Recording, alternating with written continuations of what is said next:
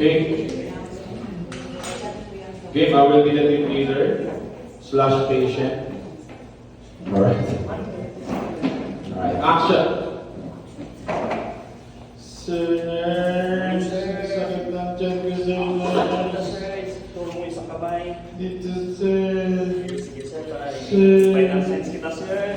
Sir, history mo na, Sir. Sir, nagsugawa na ako, Sir. Nagsugawa na ako. Tapos Marami, sir. 2 liters, Sir. Yung tayo ko, Sir, ano? Black. Black yung tayo ko. Kunin ko yung baby mo, sir. Then, O, tignan mo, Sir. Pil naman, Sir. Okay, the patient said become unconscious. The patient become unconscious. Yes, sir. Yes, sir. The patient is responsive. Check pulse, now pulse number 8. Go. Please start compression, please. IV line, ma'am Trisha, put an IV line NSS. Please ventilate 30 compressions to ventilations. IV line NSS tayo. Isip na to, may pumulinig siya, pwedeng dalawang line, ma'am. Pwedeng dalawang line. 30 compressions to ventilation. Since this is a monitored arrest, let's not finish the 205 cycles. Okay? Check rhythm, please. Check rhythm. Check rhythm. Monitor reveals this is your ventricular fibrillation. Let's shock the patient to 360 joules. Please compress while preparing the breathing. Intubate the patient. Clear the patient. I'm clear, you're clear, everybody clear? Clear. Shock delivery. Please continue compression, ma'am Jessica. Jessa, compress. Since na-intubate na, compress 200 compressions. Please ventilate every 6 seconds. Epi start, please, thank you. Please give epinephrine every 4 minutes.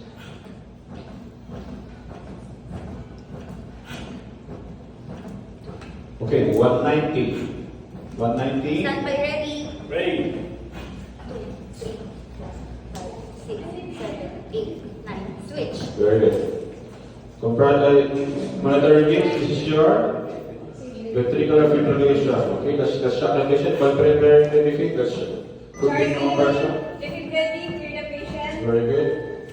I'm clear, you're clear, everybody clear? Clear.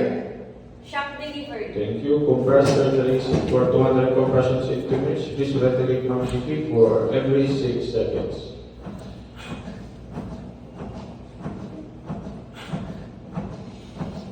Okay, 190 surge class. Standby ready. Ready. 9. Very good. Check rhythm, please. Check rhythm. Monitor reveals. This is your beta. Check pulse, please. Check pulse. No pulse. No pulse. Ma'am Jess, continue compression, 200 compressions. Continue compression, let's shock the patient to 360 degrees. Charging. If ready, clear the patient. I'm clear, you're clear, everybody clear? Clear. Shock delivered. Thank you, ma'am. Continue compression, please. This is the third shock. So let's give Amiodarone 300 milligram. Ma'am Trish. Thank you, ma'am. Sir, and Epi, give epinephrine 1 milligram. Thank you, ma'am.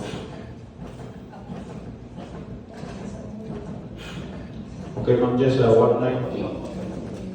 standby ready. Ready. Switch. Monitor reveals this is your ventricular fibrillation. Shock the patient, ma'am. Continue compression while preparing the defeat. Charging. If ready, clear the patient. I'm clear, you're clear, everybody clear? Clear. Shock delivered. Thank you, ma'am. This give is shot for shock. So let's give 150 milligram of Amiodarone to the Yes, shot. sir. Thank you, ma'am.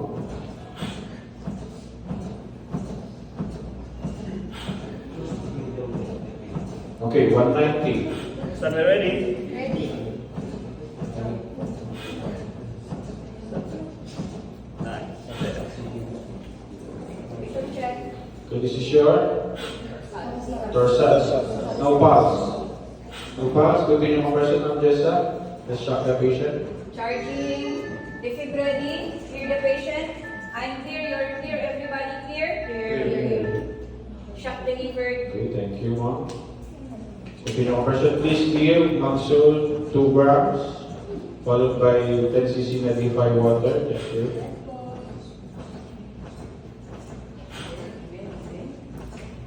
Thank you. 190, Ma'am Jessa. Standby ready. Ready.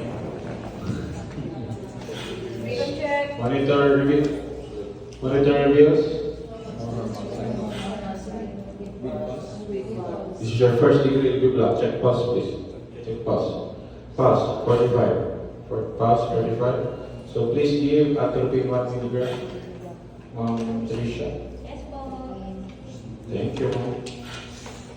1 milligram. Atropine given. Okay, thank you. After 5 minutes, monitor reviews. Is sure. Normal signs. Check pause, please.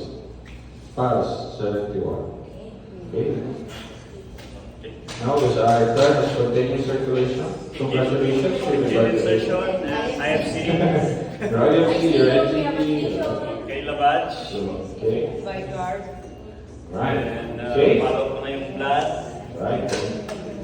Yan ang gagawin. Okay, ngayon. Enter the Two letters na ba, sir? Okay, ngayon ang gagawin ng documentor. Ayan. Gagawin ng documentor, sasabihin niya lahat ng ginawa natin. Okay? Have you experienced having a code na walang nag-document? Diba? Oh my God, anong oras to? Anong oras nag-start ng AP to? Mga ganun, diba? Alright, yan, sabihin ni Ma'am Tricia kung anong ginawa natin. Hello po. Good morning.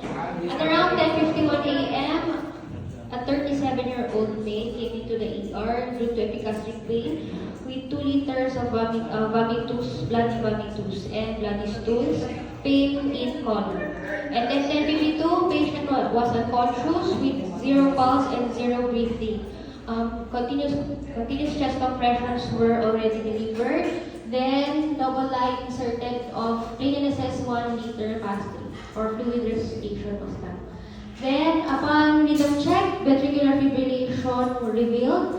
360 joules of defibrillation given. Intubation was also done and epinephrine 1 milligram given.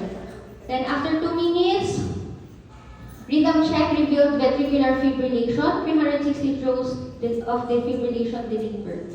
Then after 2 minutes, pulseless Biltac revealed at rhythm check. 360 joules delivered. And epinephrine, second dose of epinephrine 1 milligram given and another 300 milligrams given.